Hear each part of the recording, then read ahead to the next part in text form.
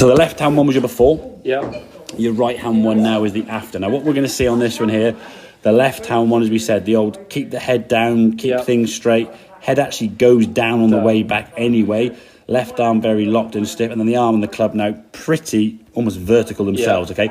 So you're in a position where you are just going to be chopping down into it. So all your energy now is actually going down as opposed to going to where the ball wants to go. Yeah? Okay. So you're losing all that energy you actually have in the first place. Yeah. Is actually been given a lot to the golf ball. So as you then come down into it, again, the club's coming down that's almost a vertical club, to be fair.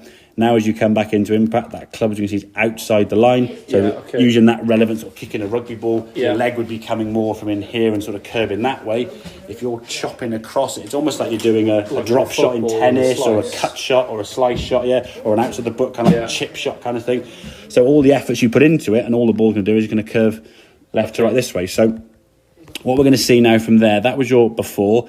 This one here now, we're going to try and get your shoulders to turn more on this angle as opposed to that angle, okay? So you're going to keep yourself up with your head and rotate better. Your arms on this one, if anything, go a little bit too low, which I don't mind, but we can find a middle ground. This is why these ones are drawing when you strike them better, okay? And you'll see now quite a big change with where your arms have got, Now, arguably, maybe a little bit too much, but I'd rather you go there and then sort of ink it back gradually than sort of go from here and try and move 1 millimetre at a time. Because eventually, if you don't practice for, say, a week, you go back to where you were. So at least... You can see how much further back the hips is much as well. bigger, because you've opened you can move your feet. And when you're turned in or you've got some limitations there, just taking your feet, just open up a little bit, just allows for a little bit more movement in your hips there. Which, again, your DNA is such, and you played rugby, you're going to be stronger more than you are be flexible. I'm more flexible than I am strong. Just the sports that I play to you, it's going to be different, but there are ways we can kind of help you get more out of what your range of motion is. Okay, so the club, when it comes back down now, that's coming down level with your chest. That club now is on an angle.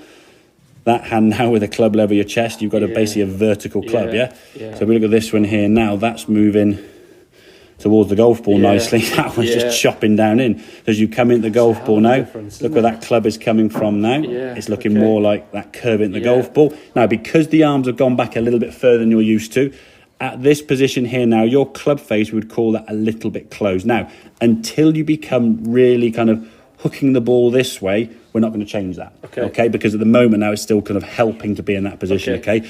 Once you come back, I know maybe in a few weeks time or a month or whatever, and you've hit some shots on the range and every shot has been starting left and you've seen that sort of draw this way, then we could fix that movement. Okay, we see that ball now curving right to left in the air, and that one, 118, 120 hasn't landed yet. Okay, so that's a lot further shot than you were getting before.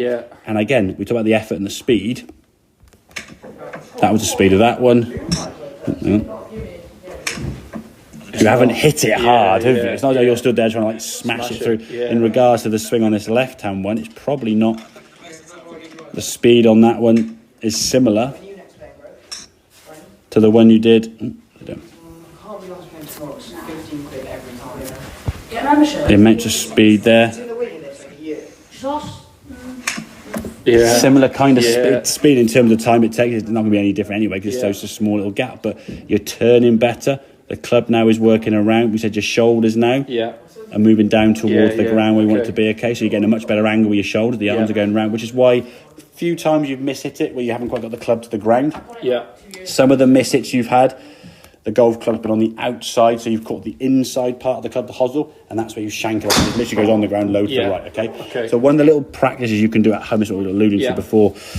You got there, because obviously, well, I doubt you got a garden with 150 yards of green grass in front. But if we had a fence with 5 yards of gap, we can set up to put some tee pegs on the ground, something you wouldn't mind if you did hit it, and maybe sort of, that could be a flower or something, anything on the ground. Just put 2 marks on the ground there now, and you just practice hitting the ground, swinging between those 2 gaps, and make it about an inch either side. You could put, 2 little bits of tee peg on the side on a doormat or something, so it's hitting the ground, then digging your garden up. Keep the wife happy or the missus happy and stuff. So, all right. So, but we can work, and so you'll start learning where the ground is in relation to where it wants to be. Because so many golfers, they hit practice. Oh, my real swing feels great, and then when the ball gets there, where the practice swing feels great, and when the real swing happens, I hit a bad shot. But if your practice swing starts off between those 2 lines and it's the ground here or here, is it going to be a good shot? It's not going to be exactly. So putting 2 tee pegs or 2 little bits of grit or something on the ground you can identify and just swing through and miss. Yes, you learn where that contact was, and do that for a minute. Yeah, okay. Working on that kind of that body rotation, yeah, and the arms getting round here and shallowing out your whole swing rather than going. Keep the head down, lifting that thing too steep. Okay, makes sense. Yeah, cool. Let's have a few more than that there, so you can see now where the two are. And then we'll get a couple more shots to get that filled. Just see if they start going more to the left now, okay? Okay.